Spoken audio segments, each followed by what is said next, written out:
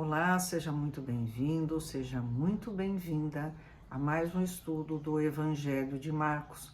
Nós estamos no capítulo 7, versículos 24 a 30. Uma mulher cirofenícia demonstra fé. Estou lendo a NVI, Nova Versão Internacional. Versículo 24.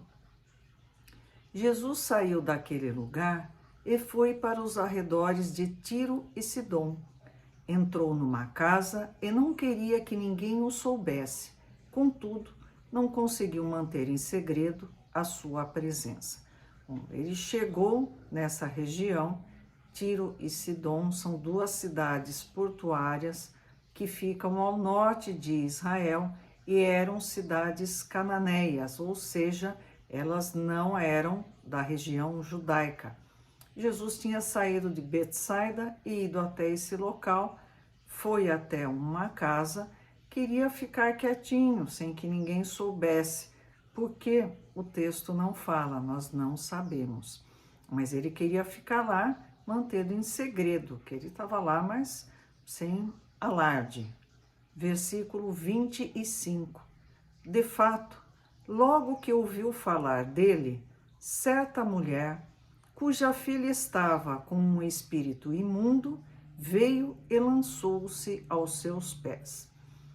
O espírito imundo era como naquela época eram chamados os espíritos obsessores. Então, essa filha dessa mulher estava sendo vítima de um processo de obsessão, que é como nós espíritas compreendemos essa situação. Ela veio e se jogou aos pés de Jesus. Versículo 26. A mulher era grega, cirofenícia de origem, e rogava a Jesus que expulsasse de sua filha o demônio. Atualmente, as cidades de Tiro e Sidom ficam no Líbano. E essa mulher, né, que é uma amálgama de nacionalidades, ela era grega, mas ela era cirofenícia de origem, então completamente à parte do ambiente judaico de Jesus e seus discípulos. E ela se joga aos pés de Jesus e pede que Jesus resolva aquele processo de obsessão. Versículo 27. Ele lhe disse: deixe que primeiro os filhos comam até se fartar, pois não é correto tirar o pão dos filhos e lançá-los aos cachorrinhos. Bom, Jesus obviamente não estava ensinando boas maneiras à mesa.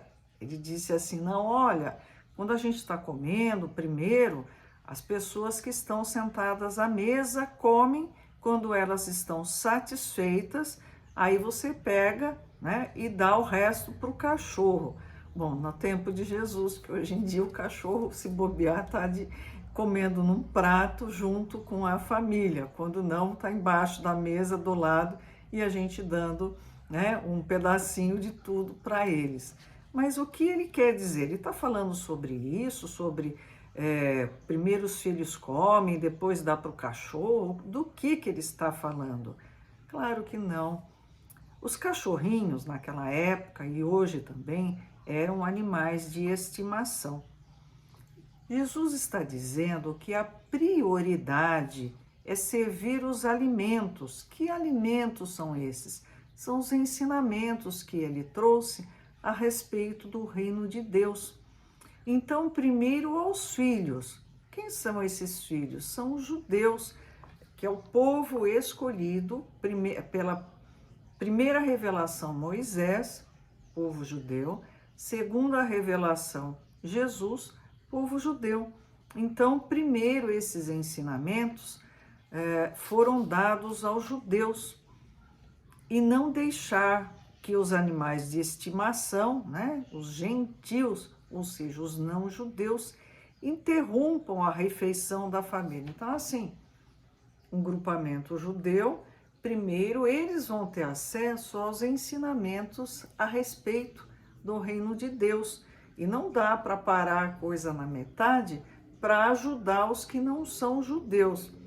É claro que Jesus, com a sua infinita bondade, compaixão, não estava falando isso para sacanear, dizendo assim, eu não vou ajudar você não, você não é judia. Ele não estava dizendo isso. Ele estava testando, deixando que essa mulher provasse a sua fé para ela mesma, não para Jesus. Versículo 28. Ela respondeu: Sim, Senhor, mas até os cachorrinhos debaixo da mesa comem das migalhas das crianças. Ela quis dizer assim que mesmo numa situação que ela se colocava de humildade, de subalternidade, debaixo da mesma, mesmo assim ela poderia ser alimentada também. Versículo 29. Então ele lhe disse: Por causa desta resposta, você pode ir.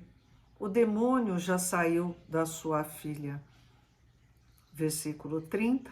Ela foi para casa e encontrou sua filha deitada na cama e o demônio já a deixara. Essa mulher, ela demonstra fé.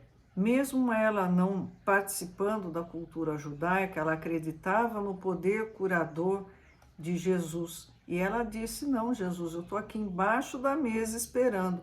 Eu sou a última na fila do pão, mas por favor, ajude a minha filha. Jesus disse assim, pode ir. O processo de obsessão já foi interrompido, o espírito obsessor não está mais presente. E ela não questionou absolutamente, ela simplesmente foi até sua casa na certeza, na convicção de que sua filha estava curada. Por isso é importante nós, espíritas, exercermos a tolerância religiosa. O tema em si não é absolutamente, exclusivamente sobre isso. Mas alguns espíritas cometem um engano, um equívoco, achando que o espiritismo é a melhor religião do mundo. Pode ser a melhor religião para mim, mas eu não posso esquecer que existem os irmãos católicos que, para eles, o catolicismo é a melhor religião. Os irmãos protestantes, budistas, umbandistas, do candomblé, de uma infinidade de religiões que, para eles, essa religião é a melhor. Os ensinamentos de Jesus não são exclusividade do povo judeu. A verdade não é de domínio exclusivo do Espiritismo. O Espiritismo nos traz uma visão diferenciada, uma visão a respeito da reencarnação que deveria, pelo menos deveria, mudar todo o foco da nossa existência, as nossas metas, os nossos objetivos. Infelizmente, nem sempre isso ocorre, mas nós precisamos ter um profundo respeito a respeito da religiosidade das outras pessoas. Se ele procura se esforçar ao máximo, deixa ele, siga a sua religião. É melhor um bom católico, um bom budista, do que um péssimo espírita. Nós não somos detentores da verdade, mesmo porque a verdade absoluta, ela não é encontrada em nenhum local. Nós temos partes dela e no conjunto nós tentamos ter uma visão geral. Não podemos esquecer, portanto, do respeito às outras religiões, de entender que cada um tem o seu próprio caminho. Não quer dizer que nós vamos nos negar a compartilhar do ensinamento do Espiritismo com quem quer que seja. Se uma pessoa mostra alguma dúvida, alguma vontade de ter contato, nós temos por obrigação sermos esse elemento que vai facilitar o contato dela com o Espiritismo, sem querer doutrinar, sem querer convencer, sem querer violentar as crenças dela. Jesus veio para nos ensinar compaixão, amor e bondade, não arrogância, prepotência e fazer com que nós achemos que somos os donos da verdade. Nós não temos nem compreensão do que possa ser a verdade. Obrigada e até a próxima.